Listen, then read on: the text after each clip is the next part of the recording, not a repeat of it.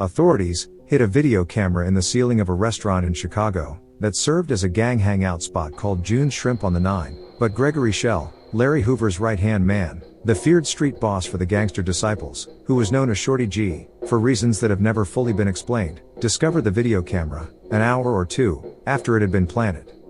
Shorty G entered the restaurant, walked directly to the camera and boldly announced, "You ain't got shit, and you ain't going to get shit," according to Mary Hodge, a Chicago police detective that was assigned to the DEA task force in Operation Headache, the federal probe that wreaked havoc on the GDs.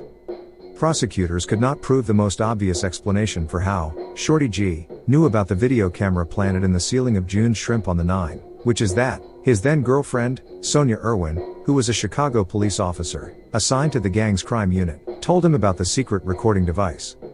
And prosecutors also failed to explain how GD board member Daryl Johnson, who was known as Pops, knew that another GD member named Daryl Johnson, aka Blunt, and Charles Banks, who was called Jello, were snitching, so he could order their murder, but it makes sense that he had inside information.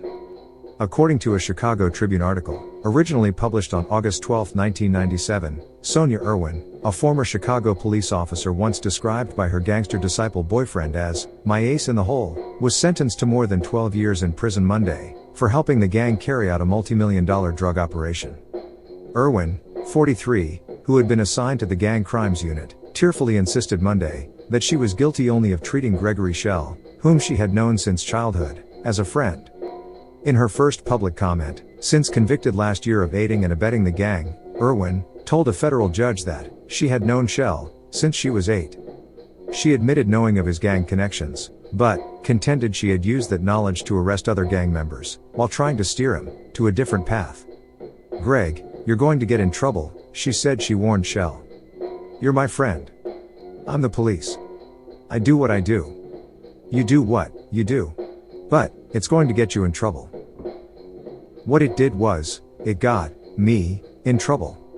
"I don't feel ashamed because I know I would never, ever, be involved in dope, gangs or drugs," Irwin added. "What I did become involved with was a childhood friend, to show him a different way."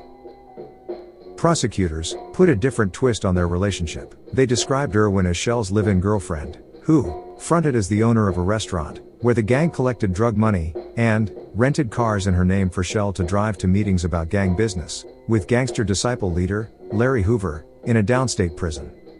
Irwin's lawyer, William Thace, sought a reduced sentence, arguing that, unlike most others convicted of helping the gang, during a series of 3 trials, she hadn't directly participated in the gang's multi-million-dollar drug dealing operation. But prosecutors said she nonetheless was a key cog. In a secretly recorded meeting with Hoover in prison, Schell made the "ace in the hole" comment. Also, many gang insiders had refused to secretly cooperate with law enforcement out of fear gang leaders would be tipped about their help, Assistant U.S. Attorney Ronald Safer said in court. And it was hard to argue with that when a one-time police gang crime specialist, Irwin, was living with Schell, Hoover's top leader in Chicago, Safer told U.S. District Judge Paul Plunkett. Irwin was convicted in March 1996, with 7 Gangster Disciple leaders, in the first trial stemming from the massive federal probe of Chicago's largest and most violent street gang. Earlier this year, Hoover, Schell, and 18 other Gangster Disciple leaders were convicted in 2 other trials. Irwin, who had been on the police force for 8.5 years, resigned in December 1995, following her indictment. She was the first of those convicted to be sentenced. Much of the evidence against Irwin came from a government wiretap on a telephone at June's Shrimp on the Nine, the seafood restaurant owned under her name at 1756 East 79th Street. Authorities say Schell bought the restaurant with drug proceeds. The restaurant was a center of gang activity, where Schell collected street taxes from those involved in the narcotics distribution, and where he held numerous meetings with other Gangster Disciple leaders. "It was really a nerve center of the gang's activity," Safer said. "The money flowed in from all segments of the city." Irwin said Monday that she had given Schell carte blanche in the restaurant, which she insisted she purchased for about $13,500 on her $42,000 a year police salary. "I figured that he would never, ever, do anything wrong," she said. "I accepted his word. She was amazed to hear wiretap evidence during her trial of illegal activity at the restaurant, Irwin said. But, in imposing a sentence of 12 years and 7 months, Plunkett recalled one tape recording of a call in June 1994, in which a livid Irwin ordered Shell to get his men out of the restaurant. In an ironic twist, she threatened to call police if he didn't remove the gang members from the place. "I want them punks out of that restaurant, or I'm gone call the motherfucking police," Irwin was quoted as telling Shell in a transcript of the taped call.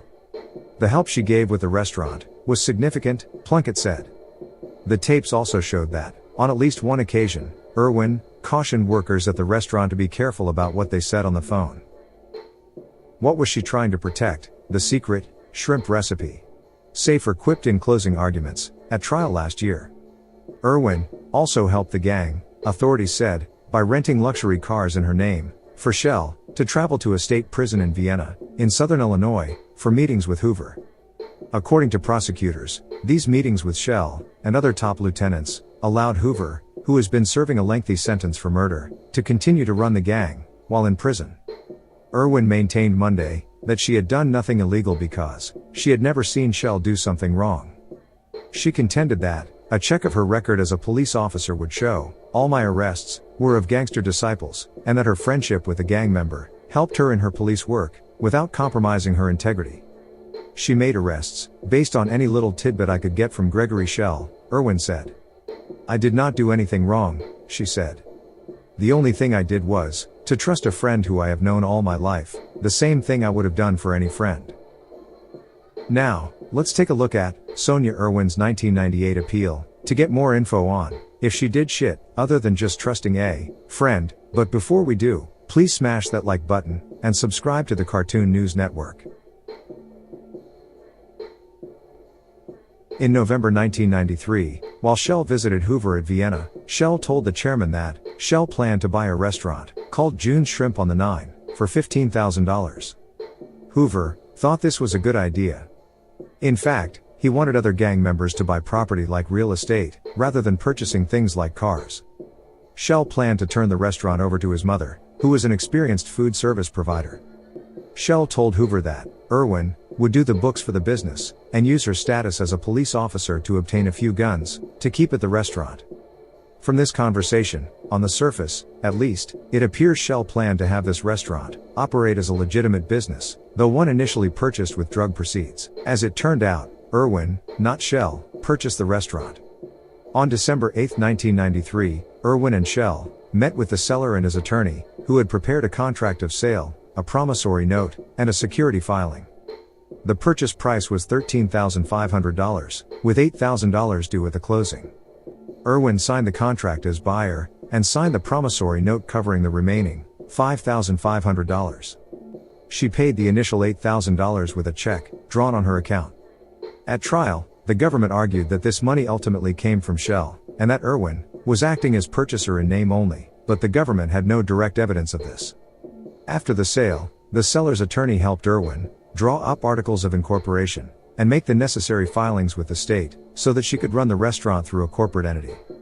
She maintained the corporate filings for 2 years, but failed to do so in 1995, and the state dissolved the corporation. Soon after Irwin purchased the restaurant, the government got a court order to tap the restaurant's phone.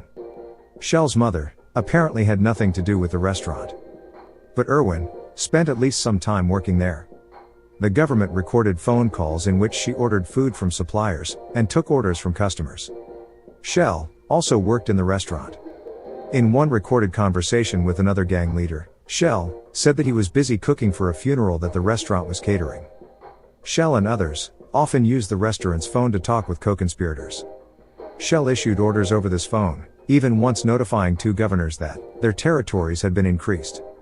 And the phone was regularly used to instruct members to get the weekly and political in, although there is no evidence that the money was collected at the restaurant. In the summer of 1994, Irwin and Shell had a temporary falling out. On July 9, 1994, Irwin called the restaurant and asked for Shell. When he got on the line, she called him a liar and a sneak, and threatened to send the police to the restaurant. "And I'm gonna tell you something else, those punks up there, in that restaurant, you don't get 'em from the fuck out there," I'm gonna send the police up there, from now on. And I mean that, I'm letting you know. She threatened to get Shell several times before she hung up. When Shell called her back, she again threatened him. I want your shit out of my house.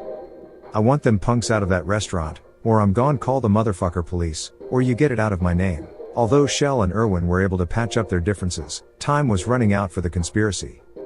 On August 31, 1995, a federal grand jury handed down 3 separate indictments, charging 39 of the gang's leaders, and others, with a conspiracy to sell narcotics.